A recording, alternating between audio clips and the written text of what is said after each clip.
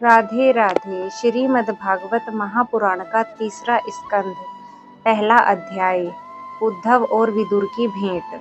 श्री सुखदेव जी ने कहा, परीक्षित, जो बात तुमने पूछी है वही पूर्व काल में अपने सुख समृद्धि से पूर्ण घर को छोड़कर वन में गए हुए विदुर जी ने भगवान मैत्रेय जी से पूछी थी। जब सर्वेश्वर भगवान श्री कृष्ण पांडवों के दूत बनकर गए थे, तब वे दुर्योधन को महलों को छोड़कर उसी विदुर जी के घर में उसे ही अपना समझकर बिना बुलाए चले गए थे। राजा परीक्षित ने पूछा, प्रभु, यह तो बतलाइए कि भगवान मैत्रेय के साथ विदुर जी का समागम कहाँ और किस समय हुआ था। पवित्रात्मा विदुर ने महात्मा मैत्रेय जी से कोई साधारण प्रश्न तो किया नहीं होगा, क्योंकि उसे तो मैत्रेय जी जैसे साधु शिरोमणि ने अभिनंदन पूर्वक उत्तर देकर महिमा से अन्वित किया था। सूत जी कहते हैं, सर्वज्ञ शुकदेव जी ने राजा परीक्षित के इस प्रकार पूछने पर अति प्रसन्न होकर कहा, सुनो। श्री शुकदेव जी कहने लगे, परीक्षित, यह उन दिनों की बात है जब अंधे राजा धृतराष्ट्र ने अन्यायपूर्वक अपने दुष्ट पुत्रों का पालन पोषण करते हुए अपने छोटे भाई पांडु के अनाथ बालकों को लाक्षा भवन में भेजकर आग लगवा दी थी।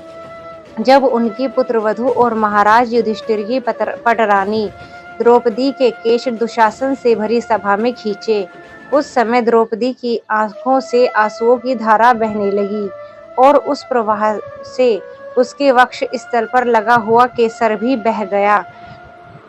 किंतु धृतराष्ट्र ने अपने पुत्र को उस कुकर्म से नहीं रोका। दुर्योधन ने सत्यपरायण और भोले भाले युधिष्ठिर का राज्य जुए में अन्याय से जीत लिया और उन्हें वन में निकाल दिया। किंतु वन से लौटने पर प्रतिज्ञानुसार जब उन्होंने अपना न्यायोचित पैतृक भाग मांगा, तब भी मोहवश उन्होंने उन्हें अजात शत्रु युधिष्ठिर को उनका हिस्सा नहीं दिया।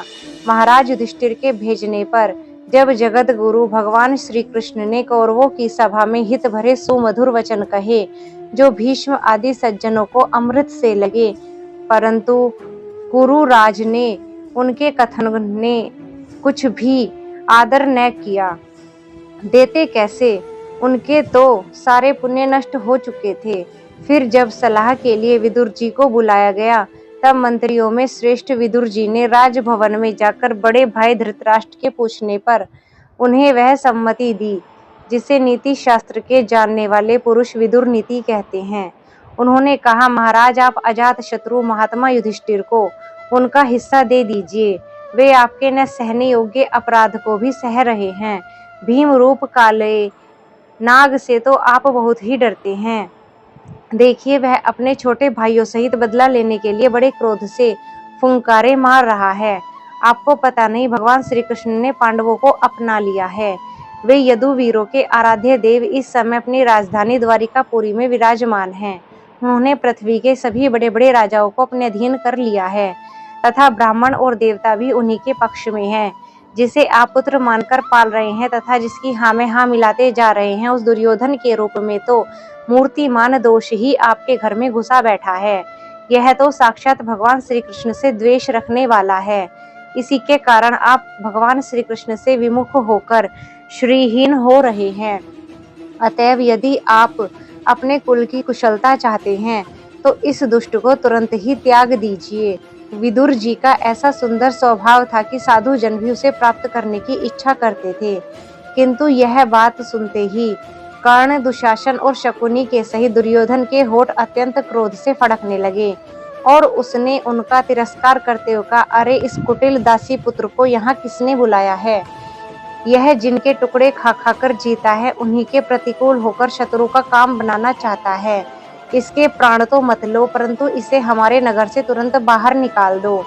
भाई के सामने ही कानों में बाण के समान लगने वाले इन अत्यंत कठोर वचनों से मर्माहत होकर भी विदुर जी ने कुछ बुरा न माना और भगवान की माया को प्रबल समझकर अपना धनुष राजद्वार पर रख वे हस्तिनापुर से चल दिए।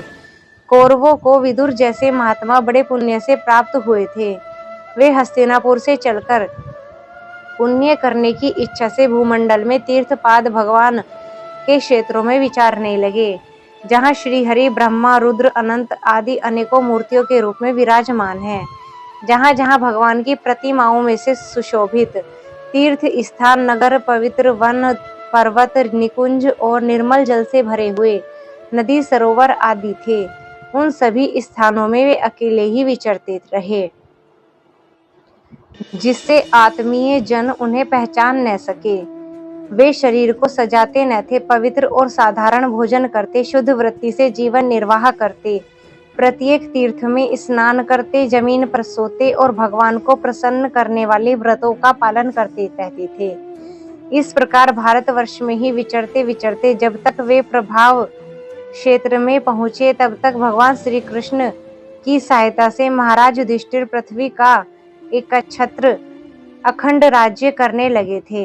वहां उन्होंने अपने कौरव बंधुओं के विनाश का समाचार सुना, जो आपस की कलह के कारण परस्पर लड़ भिड़कर उसी प्रकार नष्ट हो गए थे, जैसे अपने ही रगड़ से उत्पन्न हुई आग से बांसों का सारा जंगल जलकर खाक हो जाता है।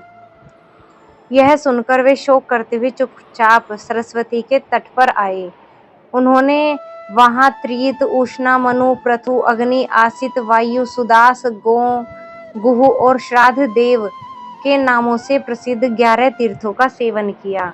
इनके सिवा पृथ्वी में ब्राह्मण और देवताओं के स्थापित किए हुए जो भगवान विष्णु के और भी अनेकों मंदिर थे, जिनके शिखरों पर भगवान के प्रधान आयुध चक्र के चिन्ह पड़े थे और जिनके दर्शन मात्र से श्री कृष्ण का स्मरण हो आता था, उनका भी सेवन किया। वहां से चलकर वे धन धान्यपूर्ण सौराष्ट्र, सोवीर, मत्स्य और कुरु आंचल जैसे देशों में होते हुए जब कुछ दिनों में यमुना तट पर पहुंचे, तब वहां उन्होंने परम भागवत उद्धव जी का दर्शन किया। वे भगवान श्री कृष्ण के प्रख्यात सेवक और अत्यंत शांत स्वभाव थे।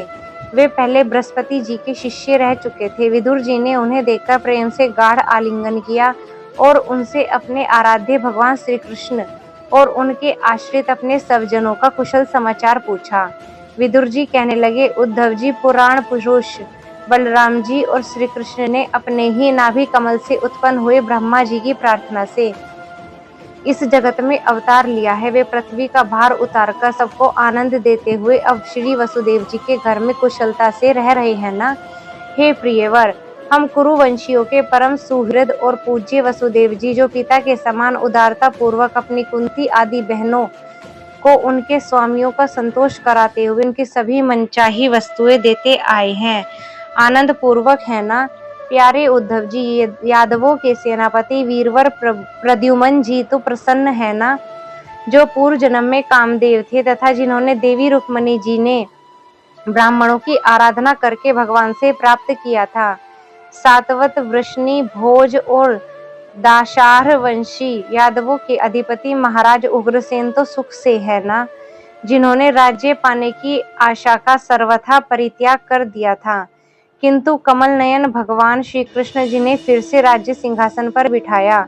सौम्य अपने पिता श्री कृष्ण के समान समस्त रथियों में अग्रगण्य श्री कृष्ण तनीय सांब सकुशल तो है ना। ये पहले पार्वती जी के द्वारा गर्भ में धारण किए हुए स्वामी कार्तिक हैं। अनेकों व्रत करके जाम्बवती ने इन्हें जन्म दिया है, जिन्होंने अर्जुन से रहस्य युक्त धनुर्विद्या की शिक्षा पाई है।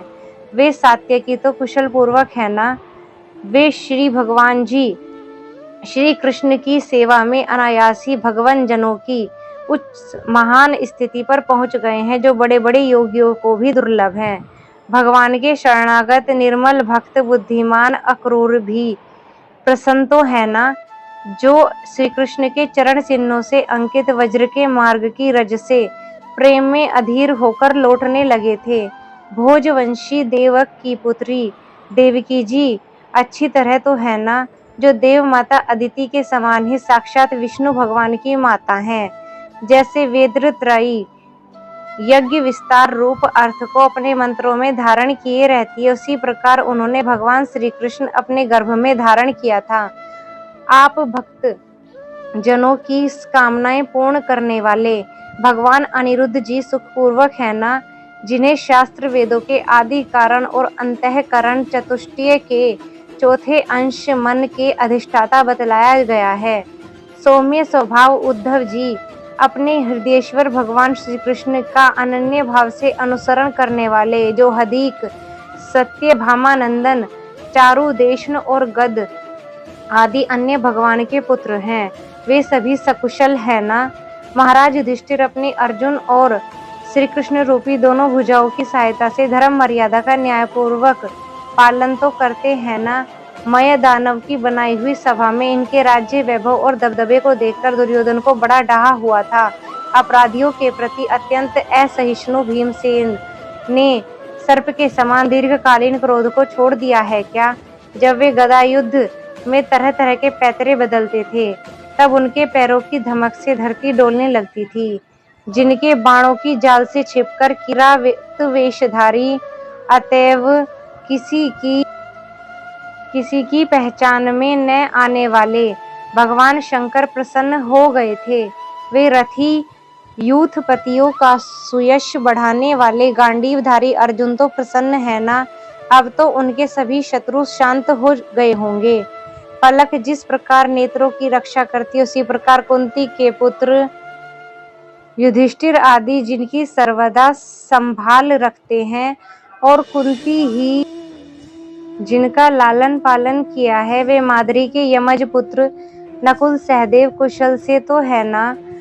उन्होंने युद्ध में शत्रु से अपना राज्य उसी प्रकार छीन लिया जैसे दो गरुड़ इंद्र के मुख से अमृत निकाल लाए। अहो बेचारी कुंती तो राजऋषि श्रेष्ठ पांडु के वियोग में मृत प्रायसी होकर भी इन बालकों के लिए ही प्राण धारण किए हुए है। रथियों में श्रेष्ठ महाराज पांडु ऐसे अनुपम वीर थे कि उन्हें केवल एक धनुष लेकर ही अकेले चारों दिशाओं को जीत लिया था। सौम्य स्वभाव उद्धव जी, मुझे तो अधः पतन की ओर ले जाने वाले उन धृतराष्ट्र के लिए बार बार शोक होता है, जिन्होंने पांडवों के रूप में अपने परलोकवासी भाई पांडु से ही द्रोह किया तथा अपने पुत्रों की हाँ में हाँ मिलाकर अपने हित चिंतक मुझको भी नगर से निकलवा दिया। किंतु भाई, मुझे इसका कुछ भी खेद व आश्चर्य नहीं है। जगत विधाता भगवान श्री कृष्ण ही मनुष्यों की सी लीलाएं करके लोगों की मनोवृत्तियों को भ्रमित कर देते हैं। मैं तो उन्हीं की कृपा से उनकी महिमा को देखता हुआ दूसरों की दृष्टि से दूर रहकर सानंद विचर रहा हूँ। यद्यपि कौरवों ने उनके बहुत से अपराध किए हैं, फिर भी भगवान ने उनको इसीलिए उपेक्षा कर दी है कि वे उनके साथ उन दुष्ट राजाओं को भी मारकर अपने शरणागतों का दुख दूर करना चाहते हैं, जो धन, विद्या और जाति के मद से अंधे होकर कुमार्गगामी हो रहे थे और बार बार अपनी सेनाओं से पृथ्वी को कंपा रहे थे।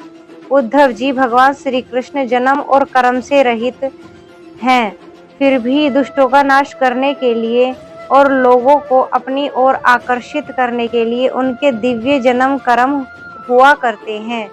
नहीं तो भगवान की तो बात ही क्या, दूसरे को जो लोग गुणों से नहीं पार हो गए, उनमें से ऐसा कौन है जो इसके कर्माधीन देह के बंधन में पड़ना चाहेगा। अतः मित्र, जिन्होंने अजन्मा होकर भी अपने शरण में आए हुए समस्त लोकपाल और आज्ञाकारी भक्तों का प्रिय करने के लिए यदुकुल में जन्म लिया है, उन पवित्र कीर्ति श्री हरि की बातें सुनाओ। राधे राधे।